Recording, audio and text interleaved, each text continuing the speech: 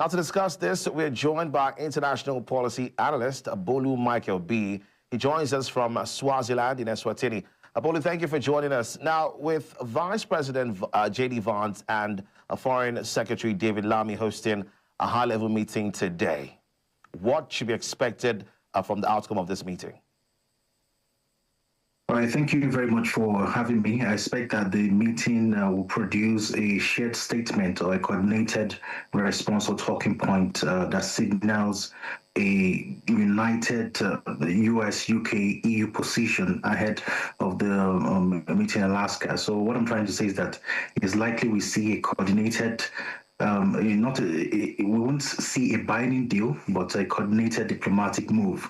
Advisors they are likely to compare notes in terms of intelligence and contingency plans, which could include things like options like sanctions, military aid, or even diplomatic move, so that they'll be very well prepared. In case of instances whereby Ukraine is excluded from the talk, they will want to ensure as much as possible that Ukraine remains the central point of any discussion. They're involved as much as possible.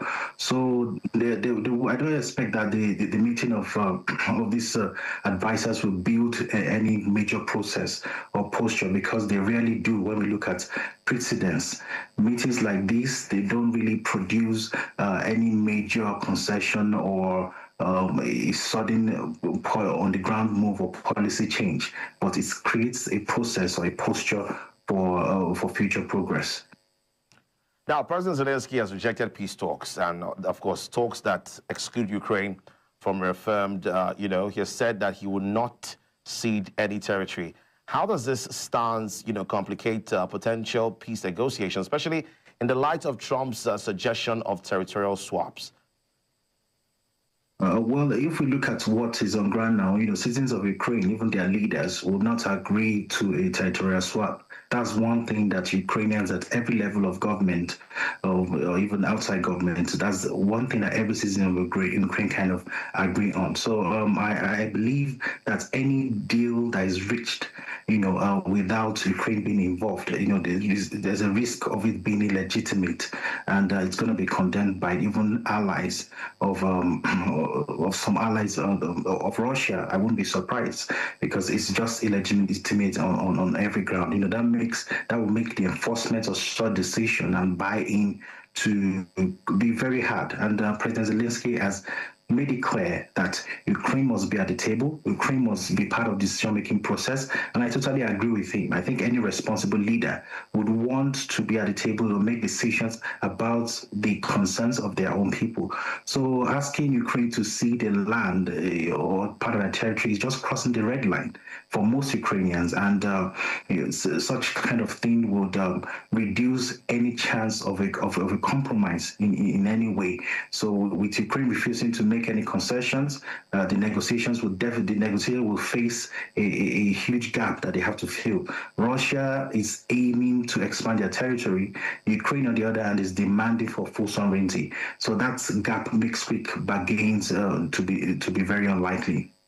Now, what is the significance of the upcoming Trump-Putin meeting in Alaska, and do you see it affecting the current diplomatic efforts by the US and the UK? Well, I think it's quite symbolic, but I don't think it's going to lead to any immediate policy change. A direct Trump-Putin meeting, of course, is high profile. These are, the leaders of two major countries, Trump countries in the world, and it can shift the narrative of the war in a very huge way. But any progress needs Ukraine to be present. Any progress needs Ukraine to be at the table, and they must give them, some form of guarantees before they can actually, make any compromise or compromise in any way. So the summit is likely to produce several ideas.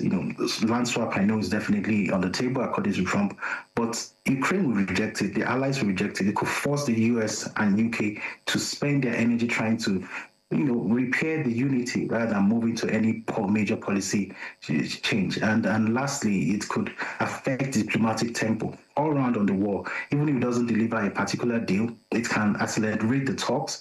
It can signal that progress can be made and the countermeasures can be put in place. So the US, UK, and Ukraine advisor meeting, it's partly damage control, in my own opinion, and it's like preparing the stage for a major fallout. Hopefully that doesn't happen. Now, given that Russia still controls around 20% of Ukrainian territory, how likely is it that we'll see a military shift on the ground, in the coming months, or should we accept the fact that stalemate is now, a new normal?